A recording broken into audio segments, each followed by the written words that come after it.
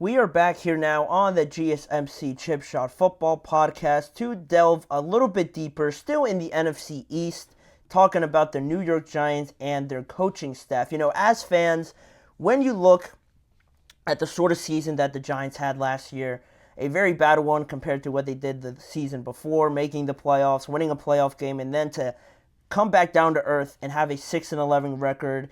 It's not that great. You're left wondering why. What happened? What caused such a drastic change in winning a playoff game, then getting absolutely destroyed in the next game, but you still won a game, but then how did you fall so far below?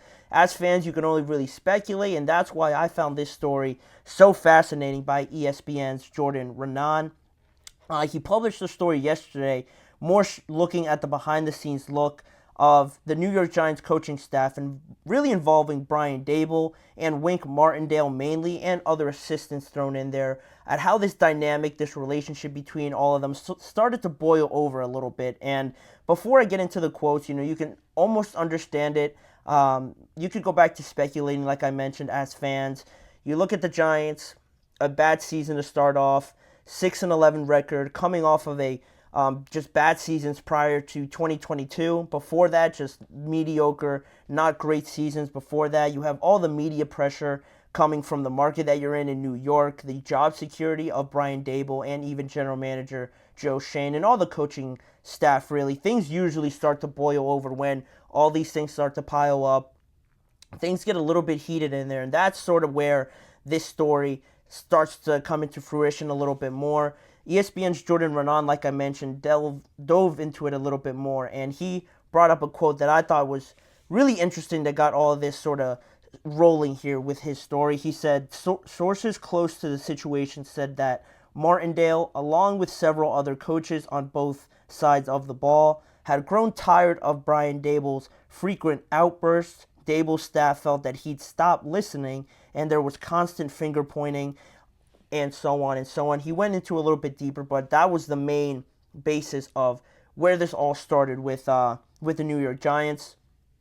On top of that report, Brian Daboll also fired outside linebackers coach Drew Wilkins and also defensive assistant coach Kevin Wilkins, who were both very close to Wink Martindale. And after those firings, there was no real secret as to why Wink Martindale resigned in January. And that whole situation, when it all came out back in January and around that time, I didn't really pay too much attention to it. I just assumed it was typical, just teams changing, going through coaches, just moving on when things don't go well. But this shines a little bit more light on it as to why things didn't go the right way for the Giants. Things might not go the right way, but you don't really know the reason why, other than you just need results. Yeah, I think Mike Tomlin always says this quote where they're in football is like their business, but they're in the field of winning, something along those lines, and it makes the most sense. Winning solves everything. Winning is really what it comes down to, and I just thought that was the main reason. But this makes it a little bit more interesting because you go deeper into some of these quotes that Jordan Raanan said, and one thing that one defensive coach said was that we were all sort of trying to get out of there, was another statement that a non-defensive coach mentioned, according to ESPN. Raanan continued to expand on the situation a little bit more with the relationships between these coaches in Week 11, specifically when apparently general manager JioSaavn began listening in on the communications between the two coaches via a headset. He was in there listening, and because of the fact that JioSaavn was doing this, a non-defensive coach told Raanan that Daboll's demeanor was completely different with the knowledge of JioSaavn starting to listen in on their communication and how he really started speaking to his defensive assistants, his coordinators, and just some of those guys along those lines. To me, there's a lot to unpack there. Obviously this is a report.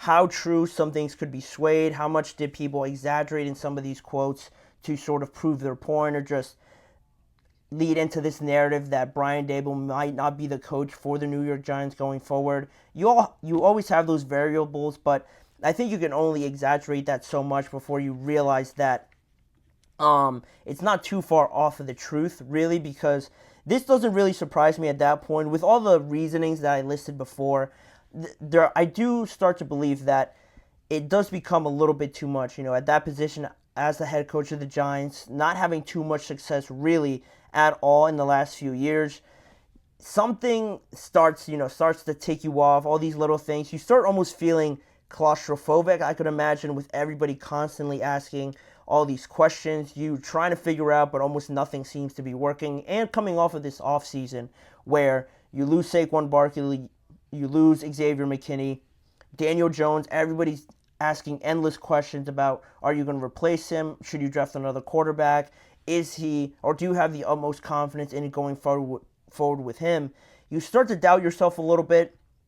You really start to get into your own head, I would imagine, and there does come moments where you snap, and of course you see it on the sidelines, but it seems like this went a little bit deeper, and just the other coaches weren't having it. There was a disagreement there, and then now you find yourself again having to reset this whole thing, with new coaches coming in, trying to find a new identity. But at the same time, my biggest point with all of this and what I would take away from this story from Jordan Raanan and all these other statements is that, to me, it just shows a lack of leadership, a lack of a plan, or a lack of compromise, that everybody's sort of pushing towards the same idea, if that makes sense. Everybody on a roster, to the coaching staff, to even the organizational members, to have a really contentual team, to have a really great team, an exceptional team, an elite team in this NFL, with how talented more and more this league is getting, you really have to have all those other variables in check before you start getting to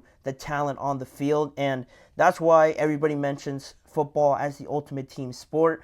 And it shows why. If you have one coach that maybe just doesn't love what the head coach is doing, or you have another assistant that sides with the head coach but is telling another coach a different thing, all these little things can start to really creep in and build on, really deteriorating a New York Giants team. And I think for the longest time, they've needed someone to come in and really be that leader, to change the whole identity of it. And it seemed like Brian Daboll was that guy for me. And, coming over from the Buffalo Bills, the quarterback development plan strategy that he had with Josh Allen, it seemed to find itself a good home here with Daniel Jones. But after that 1 year, it's not all his fault. Daniel Jones dealing with some injuries. It's also not Daniel's fault, but at the same time, it's hard to build anything on that. And now you're constantly resetting each year, and it's not looking good year in and year out. And now people are calling for your job, and you obviously don't want to lose your job if you're Brian Daboll. So it starts to get a little bit heated in there, and it starts to get a little bit malicious, saying things you don't mean at the end of the day. And now you divorce yourself from your coaching staff. And after reading that, I feel like it's about as inevitable as a situation with Brian Daboll that it almost seems like his time with the New York Giants could be coming to an end. And I really don't like saying that, just because, like I mentioned, I like Daboll. I like him as a head coach. I thought his success with the Bills wasn't just something, miraculous that had no real value in it. But being in New York, being in a market like this, a lack of elite skill on the field, and just that trickling over to the performances and trickling over to how week in and week out, it does become a drag if you almost get into your own mind and your own head thinking that we don't really stand a chance because the players aren't good enough. So that starts to build up more and more each week, and it just gets a little bit tiring, I would have to imagine. And just, it seems like Daboll has had this, or has been in this position for a few years now, and nothing really has gone that much better. You look back to that 2022 year, and when they made the playoffs, they won that playoff game. That almost seems like an anomaly now, more so than a breakthrough, if you know what I'm saying. It seems like at that point, everybody's surprised by them. Oh, maybe Brian Daboll can find the best out of Daniel Jones. You have a good performance. You get smoked by the Eagles in the next round, but that's sort of what led into Daniel Jones getting that contract extension. You really bought into this idea that he could be the guy going forward. But now, obviously, hindsight is 2020. Looking back on it now, more people would describe it, or at least I would, as an anomaly, something that happens very, very rarely, just once in a lifetime potentially. Not to build on it too much, but rather to see the way that they just fell off in the next year, it seems like there wasn't really a breakthrough there. It just was that weird season where the Giants were playing good. I will give them credit to that. They were playing good that year, but to not build on it, then you let Saquon go. So are you really trying to convince anybody that you're getting better? It's weird how all these transactions just went about, and now it's unfortunate for me, thinking that they're just going to have to reset all over again, but I think it is required now, or else they're just going to be in this constant cycle of moving through coordinators, moving through other personnel, and not really getting to the core of the problem. I like what they have done in some instances this offseason, but I don't think it's enough to justify the quarterback play, the head coaching, relationships with all these other coaching assistants. It all, behind the scenes, you can kind of get a good look of what happens with an organization that's just struggling to find out what their MO is, what their identity is. And some of these things happen, but it just seems now like Brian Daboll, his time might be coming to an end. And with this not making him look good too much either, you know it's going to be brought up at some point again this season. And I like Brian Daboll. Again, I want to stress that. I think he could be good as a head coach, but maybe just his time here with the New York Giants is up, it seems like to me, and they're going to have to find a new head coach, in my opinion, because I like Malik Neighbors, because I like their trade for Brian Burns. There is something there, but I think it is time for a new voice in that locker room, heading after, I guess, this season in 2025. But let me know what you guys think. Any Giants fans or anything listening out there, do you like Daboll?